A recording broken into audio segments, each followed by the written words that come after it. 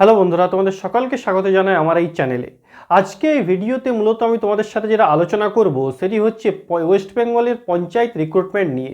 ইতিমধ্যেই তোমরা জানো যে আমাদের ওয়েস্ট বেঙ্গল বা পশ্চিমবঙ্গ সরকারের মাধ্যমে আমাদের পঞ্চায়েতে বিভিন্ন পদে নিয়োগের জন্য বিজ্ঞপ্তি রিলিজ করা হয়েছে এবং তার রেজিস্ট্রেশনও অলরেডি চলছে। তো অনেক স্টুডেন্টরা আছে যারা রেজিস্ট্রেশন অলরেডি করে নিয়েছো বা অনেকেই ভাবছে রেজিস্ট্রেশন করব। তো এই রেজিস্ট্রেশন সম্বন্ধিত বা এই যে ভ্যাকেন্সিটা রিক্রুটমেন্ট সম্বন্ধিত অনেক কিছু ডাউট এখন স্টুডেন্টদের মনে আসছে।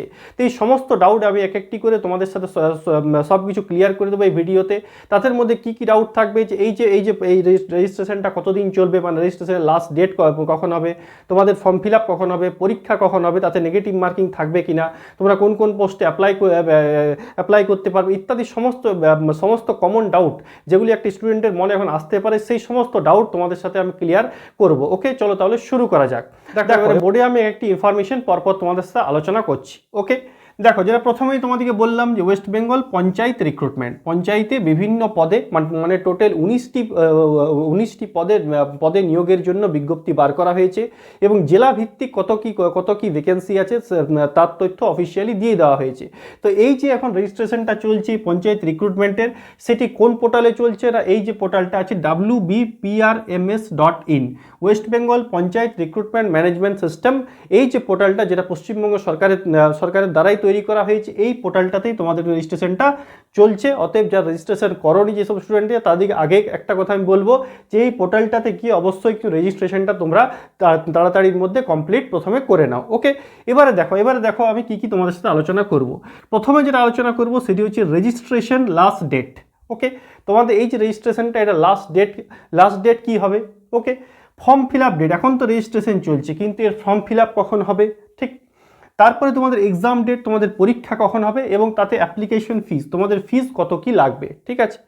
তারপরে তোমাদের সাথে আলোচনা করব যে কটি পোস্টে তোমরা অ্যাপ্লাই করতে পারবে, এই যে 19টি পোস্ট আছে সেখানে কোন কোন পোস্টে তোমরা অ্যাপ্লাই করতে পারবে। ওকে, দ্বিতীয়ত অন্য জেলা বা আদার ডিস্ট্রিক্টে কি তোমরা অ্যাপ্লাই কি করা যাবে, ঠিক। থার্ড নম্বরে হচ্ছে এখন যে তোমাদের রেজিস্ট্রেশন বর্তমানে চলছে সেখানে যে কোয়ালিফিকেশনগুলো তোমরা অ্যাড করছো, পরে কি তোমরা নিজের কোয়ালিফিকেশন আলাদা করে আর অ্যাড করতে পারবে, সেটা তোমাদের সাথে ক্লিয়ার করব। 3 নম্বরে যেটা বলবো সেটি হচ্ছে কম্পিউটার সার্টিফিকেট আপলোড করতে হবে কি, এখন যে রেজিস্ট্রেশন চলছে সেখানে কম্পিউটার সার্টিফিকেট আপলোড করতে হবে কি, বা কম্পিউটার রিলেটেড যে সমস্ত তথ্যগুলো আছে সেগুলো তোমাদের সাথে আলোচনা করব। তারপরে হচ্ছে এক্সাম সেন্টার, তোমাদের পরীক্ষার সেন্টার কোথায় পড়বে, আর লাস্টলি আলোচনা করব নেগেটিভ মার্কিং, তোমাদের এই পরীক্ষাতে নেগেটিভ মার্কিং কত কি থাকবে। ওকে, দেখো, প্রথম যেটা হচ্ছে কিনা রেজিস্ট্রেশন লাস্ট ডেট। ওকে, রেজিস্ট্রেশন লাস্ট ডেট, দেখো রেজিস্ট্রেশন লাস্ট ডেট বলতে এখন এই পোর্টালে বা সরকারের তরফ থেকে এই যে রেজিস্ট্রেশন করার কোনো লাস্ট ডেট এখনও দেওয়া কিন্তু হয়নি। আমার যেটা মনে হয় যেহেতু ভোট সামনে আছে, অতএব এখন তো আর কোনো নতুন কিছু ভ্যাকেন্সি আসবে না বা কোনো এক্সামও কিন্তু হবে না। তার জন্য এখন তোমাদের এই রেজিস্ট্রেশনটা কিন্তু মোটামুটি এখন অনেক দিনই চলবে, মোটামুটি ভোটের ওই রেজাল্ট তখন কাউন্টিংয়ের দিন পর্যন্ত মোটামুটি তোমাদের রেজিস্ট্রেশন প্রসেসটা চলার একটা সম্ভাবনা আছে।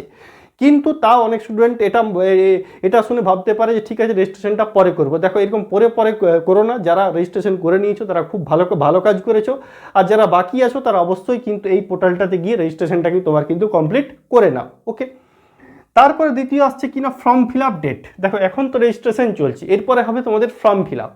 তো এই যে ফর্ম ফিল আপের ডেট কখন থাকবে, দেখো ফর্ম ফিল আপের ডেট আমার যেটা মনে হয় থাকবে সেটা ভোটের কাউন্টিংয়ের পর, মানে ভোটের রেজাল্টের পর দেখবে অফিসিয়াল কোনো নোটিশ রিলিজ করা হবে সরকারের তরফ থেকে এবং দেখবে তোমাদের ফর্ম ফিল আপ সেই সময় স্টার্ট কিন্তু হবে। ওকে, তারপরে হচ্ছে এক্সাম ডেট, এর পরীক্ষা কখন হবে।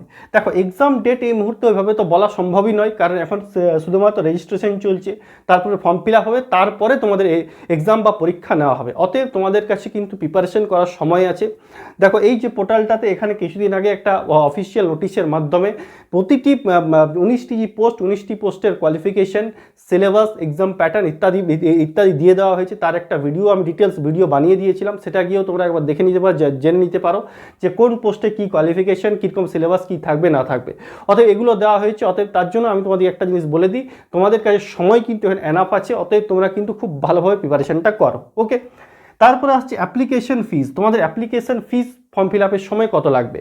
দেখো, এখন এভাবে অ্যাপ্লিকেশন ফিস বলা সম্ভব নয়, যখন তার ফর্ম ফিল আপ হবে, নোটিশ আসবে, সেখানে কিন্তু দেখবে অ্যাপ্লিকেশন ফিসটা সম্বন্ধে ক্লিয়ার কিন্তু করা হবে। ঠিক, তাহলে বোঝা গেল যে তোমাদের রেজিস্ট্রেশনের লাস্ট ডেট কখন থাকছে, ফর্ম ফিল আপের ডেট কখন থাকছে, তোমাদের এক্সাম ডেট, অ্যাপ্লিকেশন ফিস। আমি তোমাদেরকে এখন প্রথম কাজ যেটা বলবো যে ভালোভাবে প্রিপারেশন করো, আর যারা রেজিস্ট্রেশন করোনি তারা অবশ্যই কিন্তু তাড়াতাড়ির মধ্যে রেজিস্ট্রেশনটা করে নাও। ওকে, ঠিক। এরপরে দেখো ফার্স্ট এখানে দেখো যে কোটি পোস্টে তুমি অ্যাপ্লাই করতে পারবে। দেখো কটা পোস্ট বলতে মোট এখানে টোটাল 19 রকমের পোস্ট আছে। এবার দেখো 19 রকমের পোস্টে কি না সব পোস্টের কোয়ালিফিকেশন তো সেম নয়। কিছু কিছু পোস্ট আছে 8 পাসেও, কিছু পোস্ট আছে কিছু ডিপ্লোমা পাসে আছে, কিছু গ্র্যাজুয়েশন পাসে আছে, কিছু উচ্চ মাধ্যমিক পাসে আছে। তো তোমার যোগ্যতা অনুযায়ী যে পোস্টে তুমি যোগ্যতা হিসেবে ম্যাচ করছো সেখানে প্রতিটি পোস্টে তুমি কিন্তু এলিজিবল, তুমি কিন্তু অ্যাপ্লাই করতে পারবে। 19টি পোস্টের মধ্যে তুমি যদি 10টা পোস্টে এলিজিবল হয়, তোমার কোয়ালিফিকেশন হিসাবে তুমি 10টা পোস্টে অ্যাপ্লাই করতে পারবে। এমন যদি কোনো স্টুডেন্ট আছে যে 19টা পোস্টের ক্ষেত্রে সে এলিজিবল, সে 19টা পোস্টের ক্ষেত্রে অ্যাপ্লাই করতে পারে। এখানে কিন্তু কোনো বাধা কিন্তু নেই। ওকে, দ্বিতীয় কি হচ্ছে না, অন্য জেলাতে কি অ্যাপ্লাই করা যাবে। দেখো অন্য জেলাতে অ্যাপ্লাই করা যাবে কি না এটা বলতে গেলে প্রথমে বলি যে তুমি যে জেলাতে ফর্ম ফিল আপ করবে, প্রথমে বলে দিই যে তুমি ফর্ম ফিল আপ কিন্তু একটাই করতে পারবে, যে কোনো একটা জেলাতেই তুমি ফর্ম ফিল আপ করতে পারবে। কিন্তু অন্য জেলাতে ফর্ম ফিল আপ তুমি সেই শর্তেই করতে পারো যে যদি কোনো একটা পোস্ট মনে করো তোমার কোয়ালিফিকেশন হিসেবে ম্যাচ করছে, কিন্তু হতে পারে যে তুমি দেখলে যে সেই পোস্টটা আমি যে ডিস্ট্রিক্টে অ্যাপ্লাই করছি তাহলে তোমার নিজের ডিস্ট্রিক্ট হোক বা আদার কোনো ডিস্ট্রিক্ট হোক সেখানে নেই, একমাত্র সেই শর্তেই তুমি অন্য জেলা বা আদার ডিস্ট্রিক্টে অ্যাপ্লাই করতে পারবে। কিন্তু তোমাকে আবারও বলে দিই, তুমি ফর্ম ফিল আপ কিন্তু একটা জেলার থেকেই করতে পারবে, যদি পোস্ট না থাকে সেক্ষেত্রে তুমি অন্য জেলায় অ্যাপ্লাই করতে পারো। ওকে, বোঝা গেল অন্য জেলাতে অ্যাপ্লাই করতে পারো কিনা। থার্ড নম্বর হচ্ছে কিনা পরে কোয়ালিফিকেশন কি অ্যাড করা যাবে।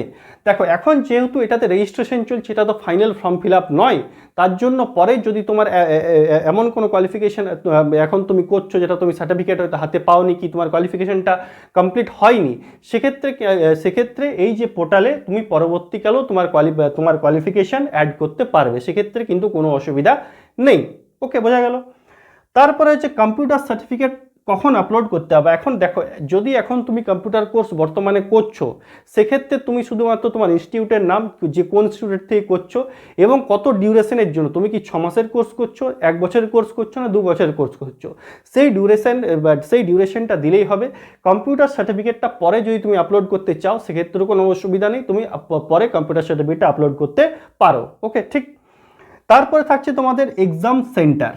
তোমাদের এই যে পরীক্ষাটা হবে, যখন তোমাদের পরীক্ষাটা হবে তখন তোমাদের এক্সাম সেন্টার কোথায় পড়বে।